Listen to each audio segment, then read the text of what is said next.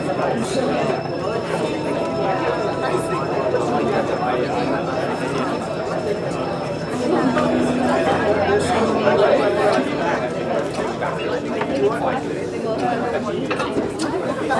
afternoon, ladies and gentlemen. It is so good to have you in this tent. My name is Sam. And I'm Matthew. And we're here on behalf of Warwick Christian Union. A really, really warm welcome to Wonder for all of you. You're about to hear a short talk from Chris about stress. Is there really a cure for stress? If you've already had Slido open, please keep that open. There's a chance afterwards to add a couple of points in, as we'll have a Q&A. I believe you're going to explain a little bit more about that. Yeah, so if you've got any questions throughout the event whilst Chris is talking, there'll be a Slido link and you can post them. We'll have a Q&A at the end where we'll pick out a few questions. You can vote them up if you go on the app. So any questions that you think, I'd really like to hear an answer for that, vote it up. And we'll get around to this at the end, and it should be great. Fantastic. Well, I'd like to invite Chris, our speaker, up. Now, if you guys weren't here yesterday, we learned that Chris, you're a scientist, you work in a vaccination centre, you also work for a church. You won Pointless, the TV show. I did, I won the game show Pointless. Absolutely crazy. Is there anything we don't already know about you? Yeah, this one you should be able to tell just based purely looking at me, but I am, and this is a true fact, a former child model. No chance. Who the fact that all of you went, and believe it or not, I'll make it worse, not only was I a former child model, I was later replaced by David Beckham in the same modelling campaign. I know. It sounds really grand when I put it like that, really. I appeared in one Sainsbury's Active Kids brochure. But there you go. That's hot stuff, and I hope your left foot's doing well. But Chris, over to you. Wonderful, thank you very much. Yes, I want to extend the welcome to Wonder. Welcome to this week of events put on by Warwick Christian Union. It's so good to see some familiar faces, and it's great to see some new faces as well. And we're thinking about this question today: is there a cure for stress? And before I delve into it, I kind of just want to say that actually stress has a bit of a bad rap, because sometimes stress can be a pretty good thing. I used to work in the emergency department, and I can assure you 100% what you do not want if you are ever carted into A&E with, I don't know, like a limb hanging off or something, is for you to kind of be rushed into the room, and you see the doctor kind of just sitting there, kind of chilled out and being like, oh, yeah, I'll be fine, don't worry about it. Sometimes stress is actually a good thing, but that's not really the stress we're thinking about today.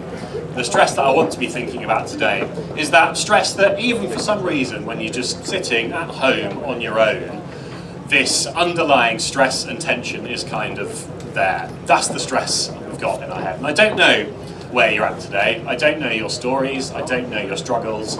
I don't know your stresses and your strains. Maybe you are here and you are worrying about deadlines as they stack up. Maybe you're here and you're worried and you're stressed about finding a job in the post-pandemic world. Maybe you are barely keeping your head above water. The demands and expectations that life has on us sometimes can feel almost too much to bear. And I think it's great that we have a space that we can step back and ask a question that maybe lurks in the back of our minds. Does it have to be like this?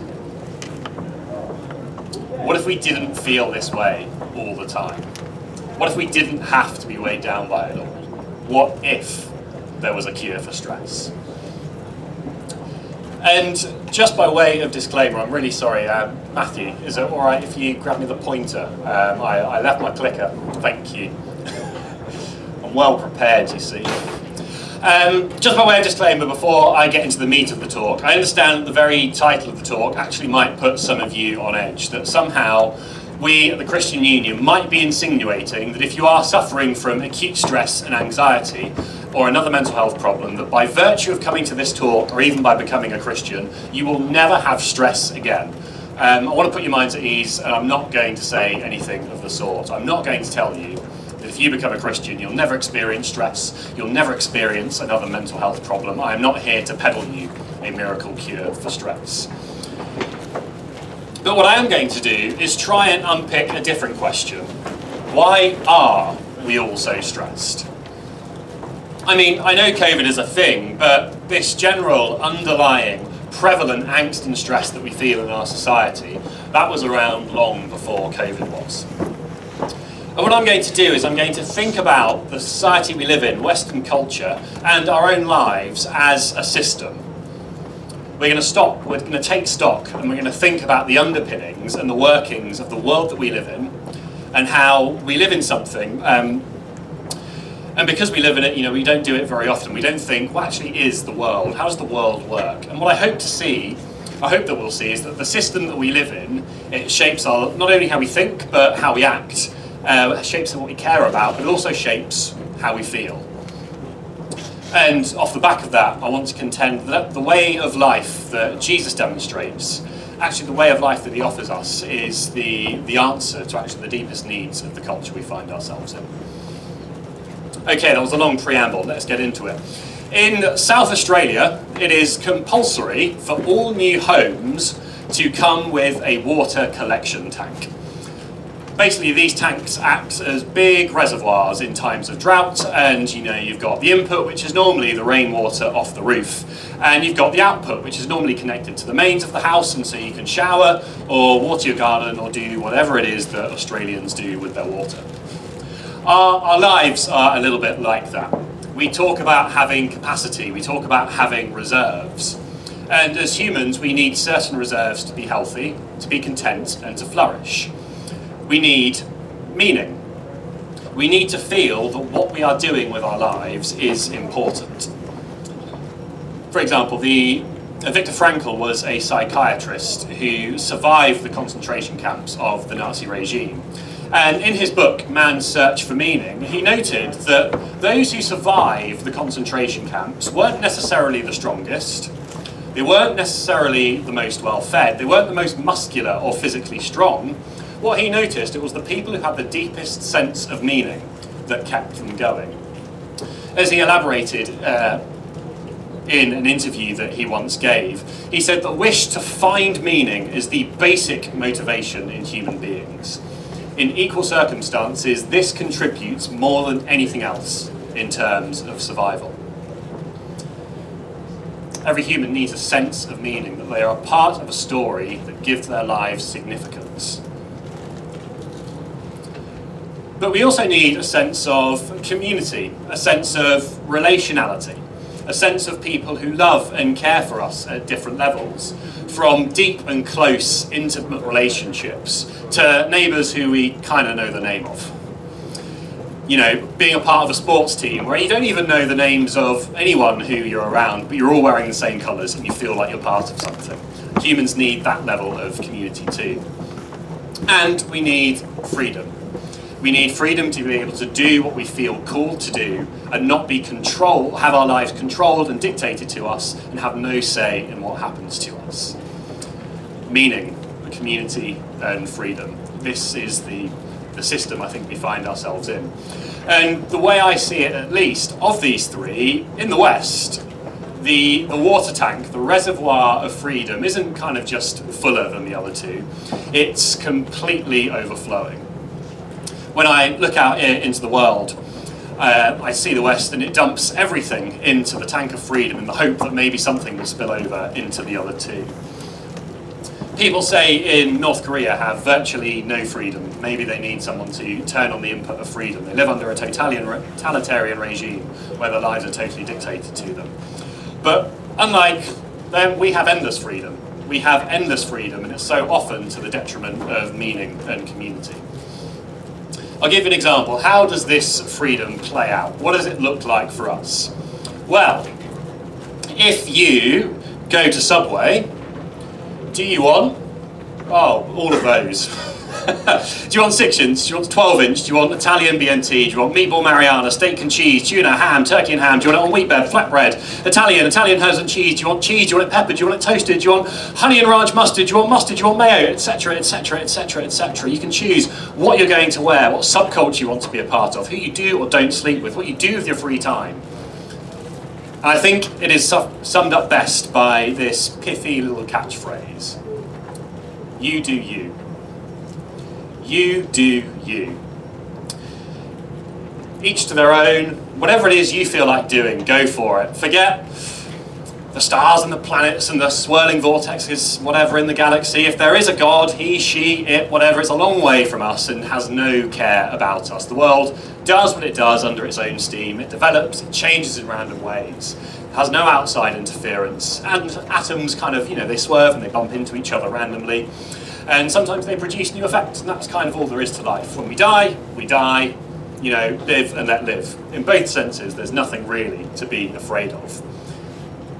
Because we as humans, we have come of age, we are grown up, we're able to understand our destiny and take it forward. We must stand on our own 2 feet. Pleasure is good, pain is bad, and you should be free to pursue your likes and free to remove your dislikes. Do what makes you happy. You do you. And I'd say that this phrase, you do you, that is the summation of the endless freedom that we find ourselves in with the West. Freedom is good, but I want to say that our tank is overflowing. The tank of freedom in the West is bursting at the seams. Now, if I were to ask you what the greatest threat to your freedom is, I wonder what it is that you might say. Would it be the expectations that your parents have of you? Would it be someone like me, religious person, religious control? Would it be government legislation? Would it be, I don't know, being cancelled or something? I don't know. Maybe you'd answer something different, but I suspect the answer that actually most of us would give would be something external to ourselves. Forces from the outside that seek to curtail our freedom. However, what I want to argue today, that the greatest threat to our freedom, it's not external forces, but it's internal. I want to argue that the culture that we live in is so influential in shaping our thoughts, our actions, and our feelings that it dictates to us and controls us from the inside out. I'll give you an example. Have you ever sat down with a group of friends to watch Netflix and spent 10 to 15 minutes browsing for a movie and not being able to pick something? Have you ever wandered into a shop to buy something and felt totally overwhelmed and anxious by the sheer act of making a choice, as there's shelf to shelf of options? I'm seeing some nods, that's good, it means I've not gone insane. But here's the interesting thing, psychological studies have shown us that if you offer someone a vast array of chocolates, say you give them a choice of 30 chocolates, and you give another group a choice of making, between 3 chocolates, that the people who have the choice of 30 are not only far less likely to choose a chocolate, they are far less likely to be satisfied with the choice that they have made.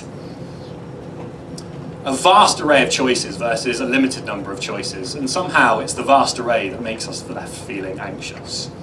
If we are so free, if we have all this freedom, this unlimited choice, why are we so crippled by it? Why does unlimited choice seem to make us discontent? And I think the sad thing is the consumer culture we find ourselves in, it kind of stokes this discontentment in order to make money from us. You need this. If only you had this. You're missing out. Your life would be better if you had this. And as a release from kind of this general angst, we buy things to give us that little boost of dopamine. For a moment it makes the angst go away. I don't know if you have ever had a low moment and just randomly started browsing Amazon or Boohoo or wherever it is that you go to buy. I think the fact that I went to Amazon, I'm like, I just buy books when I feel sad. But I don't know if you've sensed something like that. And I'd like to make a connection, and it will sound rogue at first, but there's this fascinating study that I came across at university. For those of you who can't see, it's a bit of a blurry picture. This is a rat in what we call a tea maze. And in the sciences, you can use rats as model experiments for all types of things. And the tea maze is basically you give the rat a choice. You can't see it in the picture, but there was a study that they did where they connected electrodes into this rat's brain. And what they did, at one end, they had all of the tasty food and water and delight that whatever it is you want as a rat, I don't know, KFC. And at the other end, there was a pedal. And what would happen if the rat pressed this pedal is that the electrodes in its brain would stimulate its pleasure sensors. So the rat had a choice between food and water and sustenance and pleasure on tap. And what they found is that the rat would, every single time, wander to the left and just start absolutely mashing the pedal button 7,000 times an hour.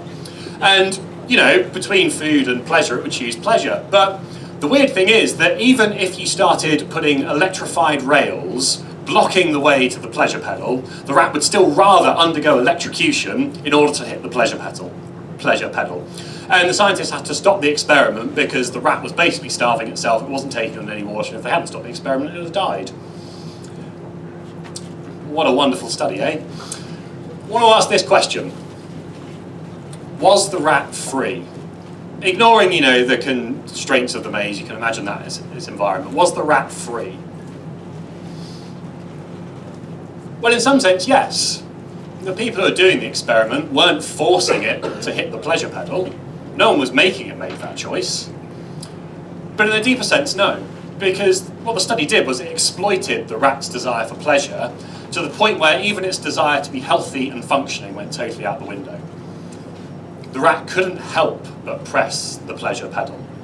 It felt drawn to something that gave it pleasure rather than longer-lasting, deeper sustenance. And I think for us, our desire for pleasure goes from, you know, just buying stuff to also avoiding things that are difficult. Because in a world of total freedom, why would we do things that we don't like, that we don't actually need to do? I think our generation is actually very conflict averse, and I would put it down to something like this. The conflict doesn't make us feel good, so we avoid conflict. Tough conversations don't make us feel good, so we avoid tough conversations.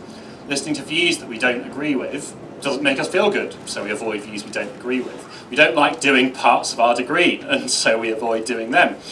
But there are some things that you just can't avoid, and so when we're confronted with them, we collapse, we shy away, we panic, because we're just so well conditioned by this pleasure-seeking culture that we live in. We have no tools to cope with discomfort. And I think the worst bit is, the thing that's almost comical about it, I think we subconsciously know that everyone kind of experiences this, then isn't living this kind of picture-perfect life. We know this, but when we look into the world, when we look at Insta, you know, we flick through TikTok, we see everyone who's kind of living this unlimited life of freedom, and we somehow feel like we're missing out. You know, we see it through images and adverts on social media, people living this fulfilled and content and exciting, adventurous life of total freedom. It's all a projection. We know it's all a projection, but we still can't change how it makes us feel. That funny feeling that maybe we're the odd ones out. The funny feeling that maybe we're the problem. And I don't know about you, I always find that stresses me out. Constantly feeling like I'm not good enough. Worried about what other people think of me all the time. It's stressful. We believe the lie that, you know, if you're not a young adult who looks great, goes out exercising regularly, has a well-rounded social life, has an amazing part-time job protecting, you know, vegan sea turtles from oppressive plastic straws or something. You know, we've got an immaculately clean house, we've got houseplants called Jeff and Dave who aren't withering away and dying in the corner because you always remember to water them. You know, you do all your seminar readings and you're never caught short, and somehow you manage to do this and not feel tired all the time. That if you don't do any of that, you're a disgrace of a human being and you're a total failure. That's the lie. Here's the truth. All of this is not a sign that you are a failure. It's a sign that the system that we live in is. So full is this tank of freedom that is about to burst and wipe out everything else around it. We've been running this system of you do you for the past 40, 50 or so years, and we're finding out it's just not working. It's just not working. You see, if your car uses the wrong oil or the wrong fuel, it will break down. You know, smoke will start coming out from under the bonnet. That light on the dashboard, which you know means something bad, but you don't quite remember what it means, that comes on the dashboard. And you know, your car cronks out and grinds to a halt. Well, I want to say that the smoke is pouring out of our culture's bonnet, the dashboard lights are on, and the story that we're told is, it's your fault. It's your fault. Be better, do better, try harder. But it's not your fault. It's not your fault. It's the system that we live in. It's the system's fault. There was a great management consultant, a guy called W. Edwards Deming, who very, very, very rich companies would pay to come in and have a look at how their businesses were structured to try and get them more money. And he once said this. He says that your system is perfectly designed to get the results it gets. Your system is perfectly designed to get the results it gets. And what he means by this is that whatever results your system produces, your system is streamlined to produce those results, whether you want them to or not. And I want to say that if the results that we are getting are stress, commitment phobia, choice anxiety, restlessness, chronic tiredness, discontent, insecurity, not feeling like we're enough, a mental health epidemic, the chances are the system is designed that way. Maybe not deliberately, but it is designed that way. And if you are sitting here today, stressed out and feeling like a failure for no other reason than you just are, or you're not living this insta-perfect life, you are not a failure. You are not a failure. But the system that we live in is. The greatest threats to true freedom, it seems, do not come from external opposition, but from within. True slavery is captivity of the soul, of the mind, not just the body. Until a person is freed from that, they will never be free to become what they are intended to be. They will never be truly free. And I think this is something that Jesus understood. And on your tables you have a book called Uncover Mark. It's a biography of Jesus' life from the early 1st century. I'm not going to be talking about from that one. I'm going to be talking about another biography written by one of Jesus' followers called John. And in the Gospel of John, John documents this discussion that Jesus has with a crowd of Jewish believers. It's, if you want to go home and look it up later, it's in John chapter 8. And John writes this, it says, "Then Jesus said to the Jews who had believed in him, 'If you continue in my word, you are truly my disciples, and you will know the truth, and the truth will make you free.' And they answered him, 'We're descendants of Abraham. We have never been slaves to anyone. What do you mean by saying, you will be made free?'" I think many of us would see ourselves and react similarly to the Judeans in this little story. We don't see ourselves as slaves. You know, what do you mean by saying you're going to be made free? How can you make us free when we're already free? But as I've discussed, I think until we're released from this inner captivity, we'll never truly be free. We'll always be slaves to our desires. And that's exactly what Jesus tells the Judeans. He says that everyone who practices sin is a slave to sin. If the Son sets you free, you'll be free indeed. And the message of the Christian faith is that the God of the universe stepped into human history to try and bring us this freedom that actually we so desperately crave. The Christian claim is that through his death and his resurrection, Jesus frees us from the shackles of kind of slavery to just going with your own desires, freeing us from guilt and shame, disarming kind of external rulers who seek to oppress us, but also overthrowing the internal ones too, showing us that we don't need to be free, don't need to be slaves to our own desires, removing them in his death and bringing us new life in his resurrection.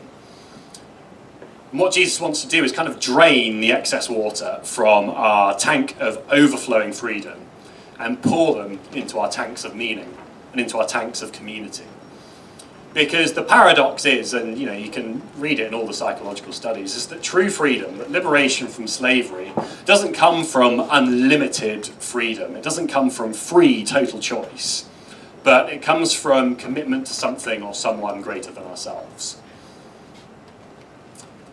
We intuitively get this when it comes to sport. I don't know if any of you are sporty in the room. A few of you look like you are. But, you know, imagine that your friend says, "I'm going to become a professional footballer. I'm going to do what it takes to get to the top, and I'm going to be the best footballer there is."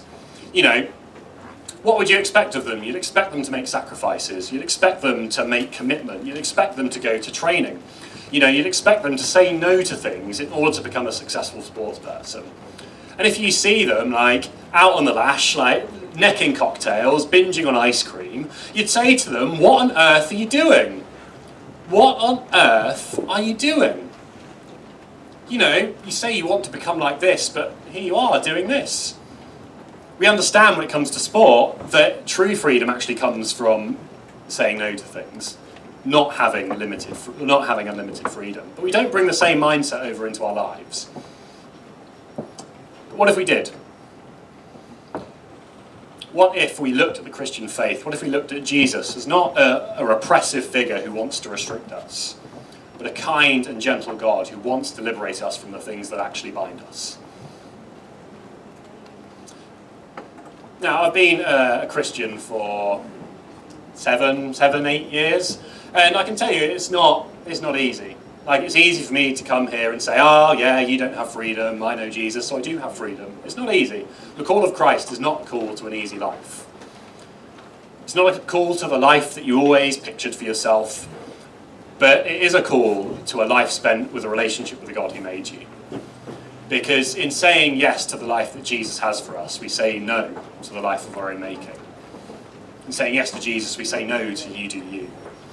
And I want to say that the great irony, but profound truth of life is that true freedom isn't found in you do you, but in dying to you.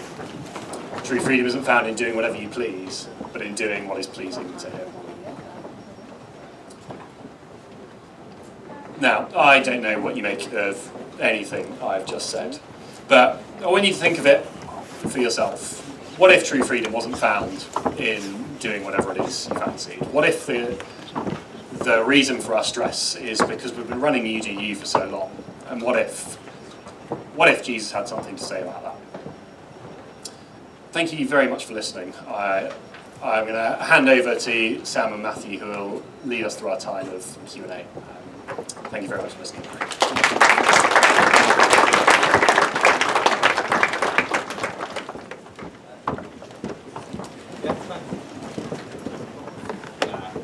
I'm a bit rubbish at all this. Thank you for that really, really interesting talk, Chris. That was really, really good.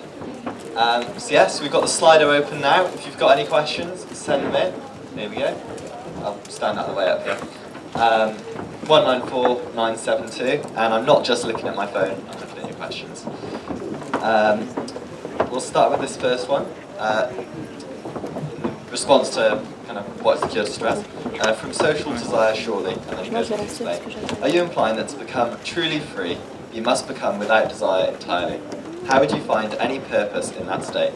Wanting good for others? And then comes.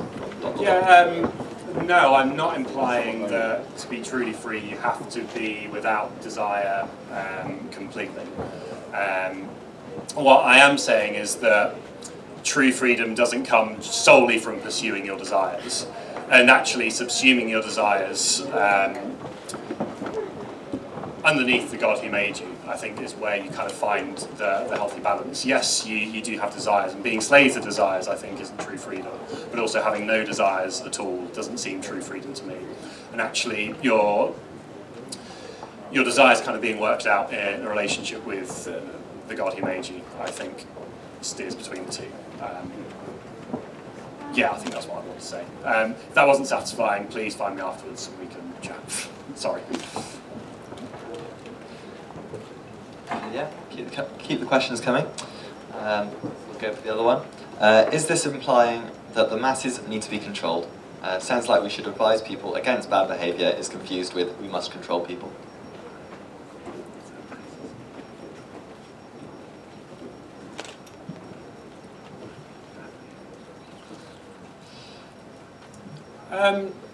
I don't think so, because I think the implication in the question is that this is a total, like the Christian faith is a totally human endeavour, and that what we're offering you is a human idea of how humans should behave. And if that was the case, then yeah, I think what I am saying is that yes, humans are trying to control other humans, but that's not what I'm saying. Because the Christian faith at its heart isn't a movement based around people, it's a movement based around the God of the universe.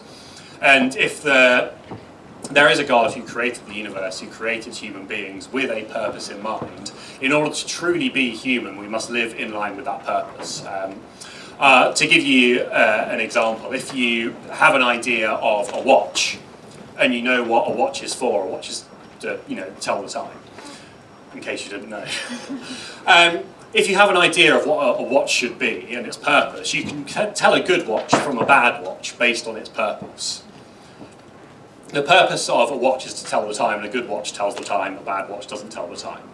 And I suppose in this regard, what I'm saying is, rather than humans are trying to control other humans, I'm saying that what if we lived in line with the purposes that we were created for? And I think that's what I'm trying to drive at. Okay, the next question. Why would God let us stress?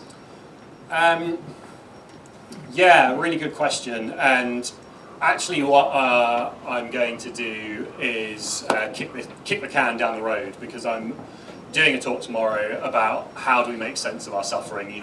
Why is this happening to me? How does God and suffering relate? And I think I'll cover that in greater detail tomorrow. If you're not around tomorrow and you do want to know the answer to this, come and find me afterwards and I'm happy to chat. Sorry, it's a bit of a cop-out, but I am talking about it tomorrow. Okay, and I think this is the last question we've probably got time for. How do we differentiate between good desires and God's desires? Oh, that's a really good question. If anyone knows the answer to this, please let me know and I'll give you a substantial amount of money. I'd want to say, one, I'd say that the Christian faith at its heart is a relationship, and so it does come from a sense of back and forth. But if you take the idea that we hold in the Christian faith, that God is at his fundamental level good, God is at his fundamental level love, that desires that universally recognised as good desires, such as wanting to combat injustice, such as wanting people to not be exploited for financial gain, I think we can quite comfortably say those are God desires.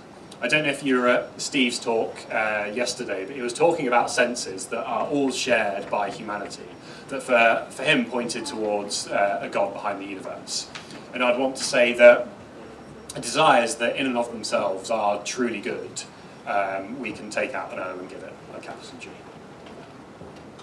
Yeah. Brilliant. Thank you so much for that, Chris. It was really, really interesting. We'll give you a round of applause.